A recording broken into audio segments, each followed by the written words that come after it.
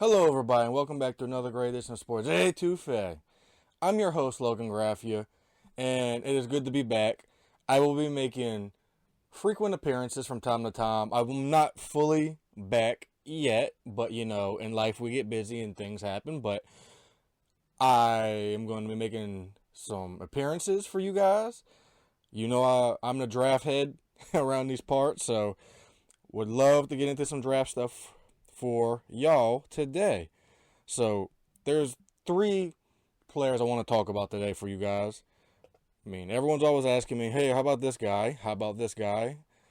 And there's three of them I want to talk about today that I want to throw everybody on if you do not know who they are. And if you don't know who they are, you're going to. First up is Pat Bryant, wide receiver, Illinois. One thing about Pat Bryant I can say is his draft comp for me is Marquez Valdez-Scantling, who currently plays for the New Orleans Saints, actually. This year has been Pat Bryant's most productive year yet. And Illinois has played absolutely outstanding this year. And they went 9-3. Pat Bryant had his best year yet. 54 receptions, 984 yards. Didn't quite get the 1,000-yard mark, but was quite close. 10 touchdowns. He averaged 18 yards per catch. The one thing the Saints need is kind of that tall, I guess you could say big body wide receiver. Pat Bryant is only 200 pounds. So he is 6'3", 200 pounds. He's kind of in the mold of MVS, Marquez Valdez-Scantling. The Saints desperately do need another wide receiver. And Pat Bryant could fill that role. So after you've seen all the injuries for 2024, you have Chris Olave go down, who's your wide receiver 1. You have Rashid Shaheed go down, who's your wide receiver 2. Then so on and so on and so on. And then you have Bub Means, the rookie, who was slated to be the wide receiver 1 once everybody went down. He gets hurt as well. So you are now left with a wide receiver room of Marquez Valdez-Scantling, oddly enough, for the NFL Pro Comp. And you have a lot of practice squad guys. Mason Tipton's out there. And Cedric Wilson's out there. And a bunch of no-name guys. And then you have the tight ends. You have Juwan Johnson, Foster Moreau. Dallin Holker's been getting out there recently as well at the time of this recording. So, Pat Bryant could be a guy that the Saints could target. I have no intel on if the Saints are even looking at Pat Bryant, but he is somebody that they potentially could be in the future. I mean, the tape is out there. The tape is very good. Watching him on film, I mean, he's able to catch in traffic, and I mean, you want somebody that can go up, catch in traffic, and make those contested catches. The Saints could desperately use that right now. And if you look at it next year, if you add Pat Bryant to this room, hypothetically, the room could be Chris Olave, Rashid Shaheed, Bub Means, Pat Bryant, and if you want to throw Mason Tipton in there, be my guest. And if I'm forgetting anybody, please forgive me. So, Pat Bryant is a very intriguing option. Very, very intriguing option. And, every year the Saints like to draft defensive ends and defensive linemen and everything. I'm not going off of, of course they should draft Mason Graham. Oh, of course they should draft Abdul Carter. And so on and so on. No. I'm going to be giving you guys some under-the-radar players. They're under-the-radar players to most people because, I mean, I don't feel like everybody watches as much college football as some of these scouts and other draft nerds like myself do. Not a knock at all. I'm just super draft nerd. But anyway, next up, I mean, you got to talk about this kid right here. I mean, Landon Jackson, Arkansas, once played for LSU for a single season. Edge rusher. The Saints could absolutely use this kid. Once he transferred to Arkansas, He just put it all together. Had his best year yet, statistically speaking, in 2024. He got better each and every year. Only been playing since 2022, but has he declared yet? No, but should he? Yes, because many mocks have him going in between round 2 and 3. So if I was him, I would go into the draft. So Landon Jackson, defensive lineman, edge rusher. My pro comp for him, which is just a quick comp. I mean, I'm not saying these guys are them, but he's a couple inches taller, but Max Crosby comes to mind. Max Crosby, the great defensive end from the Las Vegas Raiders. You see, the Saints have not hit on defensive ends or defensive linemen as of recently in the draft outside of Brian Brzee. Brian Brzee is putting it together this year. We redrafted him recently, and Brian Brzee's coming along. The Saints could use another defensive tackle, but they also could use another edge rusher because Cam Jordan is not getting any younger. Chase Young, he's probably going to walk because I doubt the Saints are going to re-sign him. And Peyton Turner, what has he really done since he's been here? So outside of that, you have Carl Granderson. You need another edge rusher for when Cam Jordan ultimately hangs up his cleats because it's coming, you guys. Father Time is going to be here before you know for Cam Jordan. He does not have much longer. So Landon Jackson, 2024 stats for you guys. 28 solo tackles, average 6.5 sacks. And let's see. Total tackles, let's see. 28 solos for 2024, 21 assists, 1 fumble recovery, 6.5 sacks, 49 total tackles. That is insane. If you watch his tape, he is so fast off the end. He uses his length very, very well.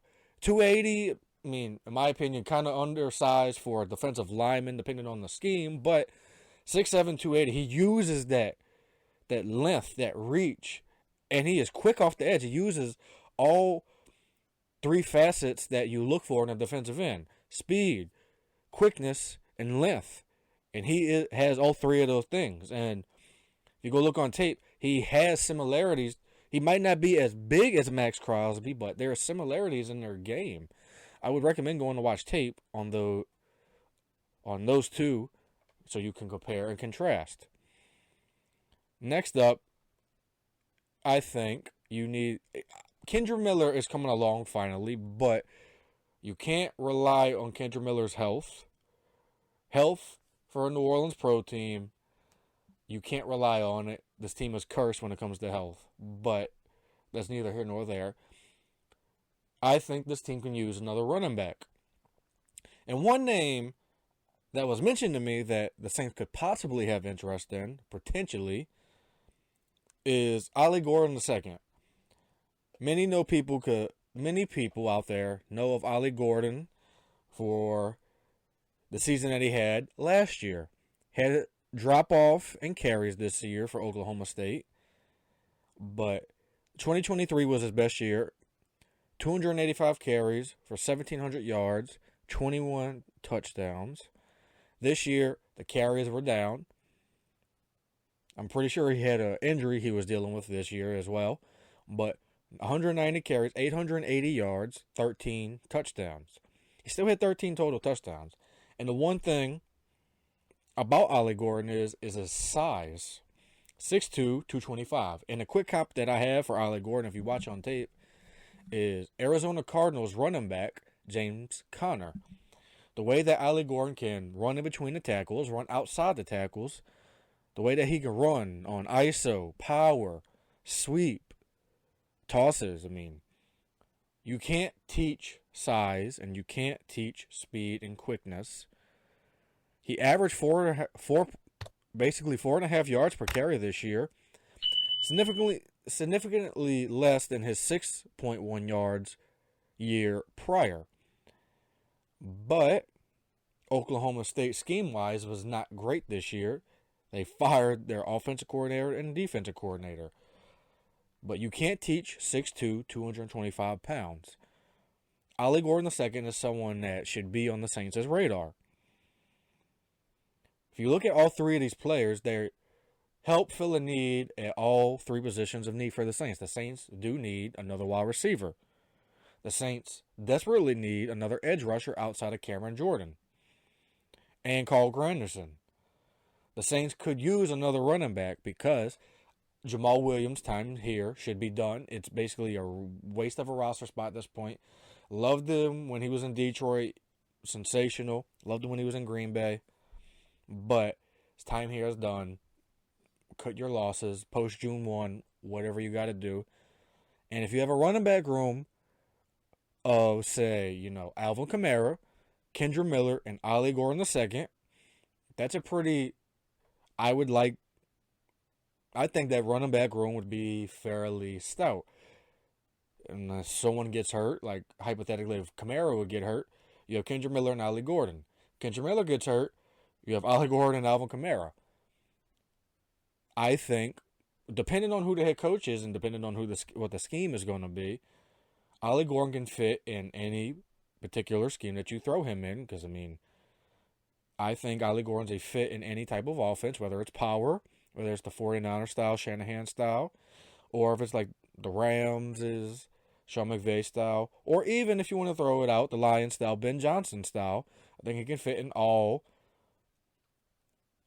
forms of offensive formations and schemes that you put him in. So, again, Ollie Gordon II, Oklahoma State, running back.